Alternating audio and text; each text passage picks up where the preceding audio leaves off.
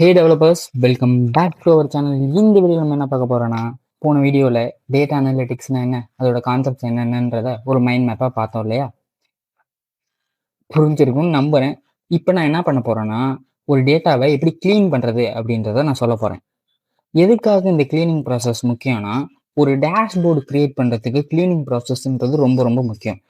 என்னடா டேஷ்போர்ட், டேஷ்போர்ட்னா என்னடா அப்படின்னு கேட்டிங்கன்னா, இதை எடுத்து வச்சுருக்கேன்.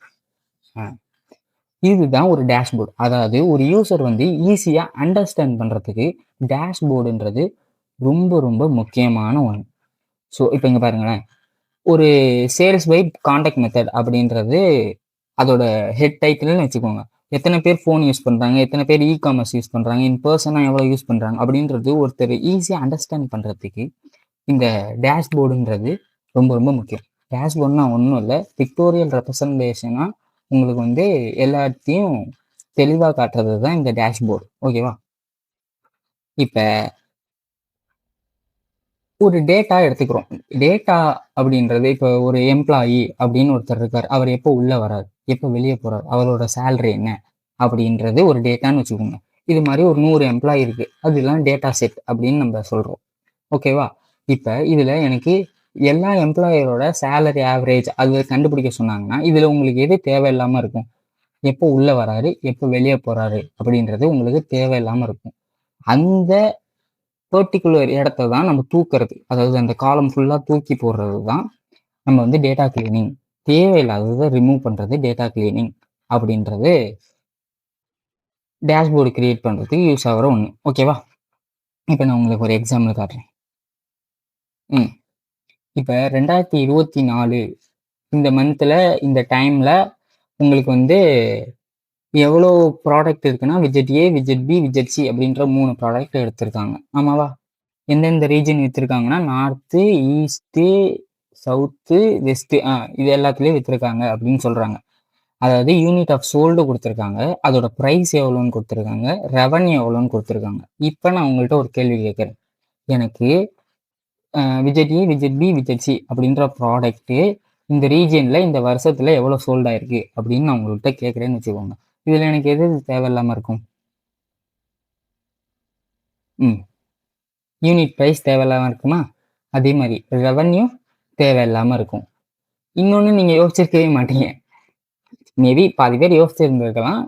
அதாவது நான் இந்த வருஷத்தில் அப்படின்னு தான் மென்ஷன் பண்ணியிருக்கேன். அப்போ எனக்கு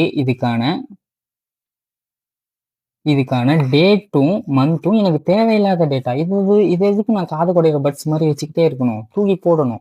அந்த மாதிரி தேவையில்லாத ஆணியை பிடுங்கிறது தான் டேட்டா கிளீனிங் அப்படின்னு நான் சொல்கிறேன். இப்போ புரியுதா? டேட்டா கிளீனிங் என்னன்னு புரியுதா? தேவையில்லாததெல்லாம் தூக்க போகிறோம். அதாவது எக்ஸல்ல தேவையில்லாததெல்லாம் ரிமூவ் பண்ணுறதுக்கு பவர் குவெரி அப்படின்ற ஒரு மெத்தடை யூஸ் பண்ணுறோம். பவர் குவெரி, இப்போ நான் வந்து ஒரு எம்டி ஷீட் எடுத்துக்கிறேன்.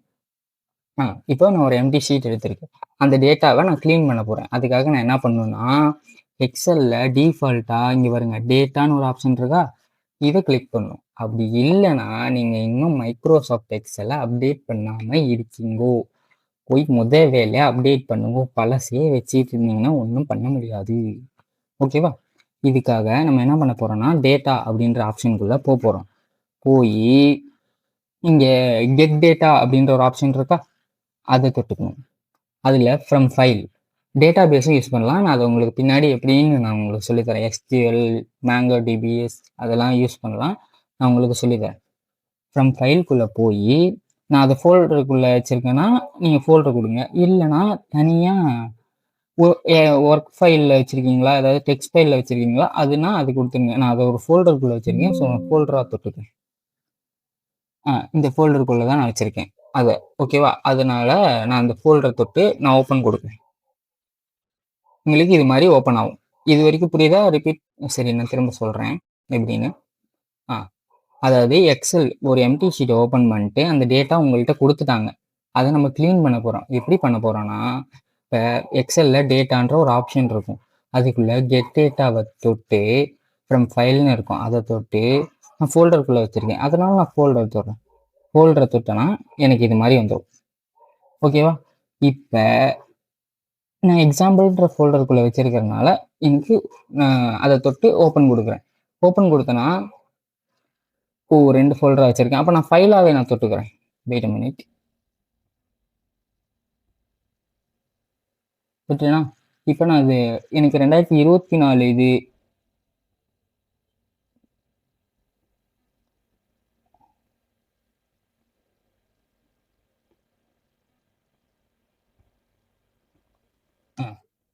இங்கே இருக்கா?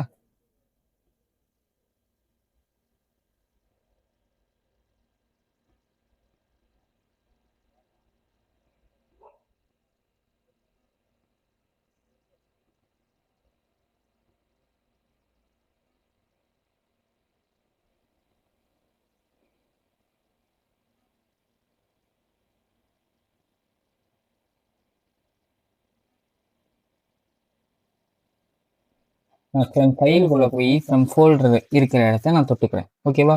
இதுக்குள்ளே தான் இது இருக்குது. ஓகேவா? ஸோ இதை நான் தொட்டு ஓப்பன் கொடுக்குறேன். ஓப்பன் கொடுத்தா எனக்கு வரும். என்கிட்ட எத்தனை ஃபைல் இருக்கோ அத்தனையும் வரும். நான் கம்பைன் அண்ட் ட்ரான்ஸ்ஃபார்ம் டேட்டா அப்படின்னு கொடுக்குறேன். கொடுத்தேன்னா எனக்கு என்னென்ன இருக்கோ அதெல்லாம் அப்படியே வரும். Wait a minute.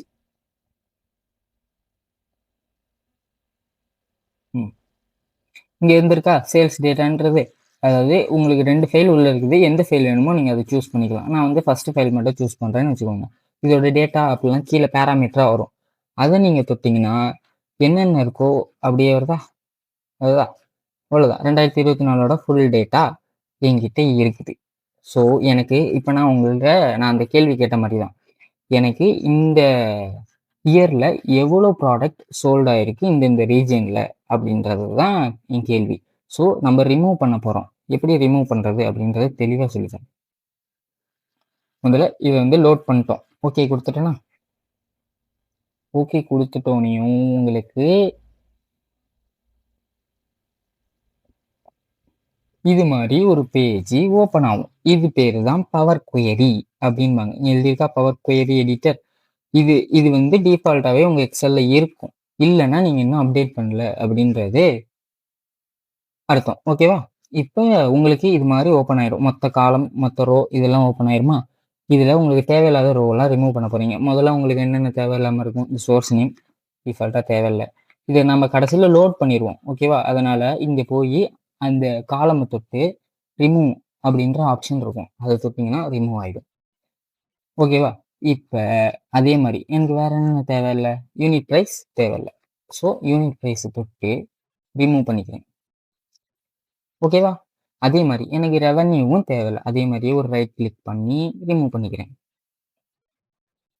ரிமூவ் ஆயிடுச்சா? இப்போ எனக்கு யூனிட் சோல்டு இருக்குது. அதே மாதிரி ப்ராடக்டும் இருக்குது, ரீஜன் இருக்குது, டேட் இருக்குது. மேபி நீங்கள் டெலீட் பண்ணது உங்களுக்கு திரும்ப வேணும்னா இங்கே சைடில் எல்லாம் எழுதியிருக்கும். ஓகேவா? அதை நம்ம இன்ட்டு கொடுத்துட்டோன்னா போதும். நீங்கள் டெலீட் பண்ணதெல்லாம் அப்படியே வரிசையாக வந்துடும். ஓகேவா? திரும்ப நீங்கள் வந்து தப்பு பண்ணதை கரெக்டாக சரி பண்ணிக்கலாம். ஓகேவா? இப்போ புரியுதா? இங்கேயே உங்களோட ஹிஸ்ட்ரிலாம் இருக்கும். நீங்கள் வந்து டெலீட் பண்ணிக்கிறது தான். ஓகேவா?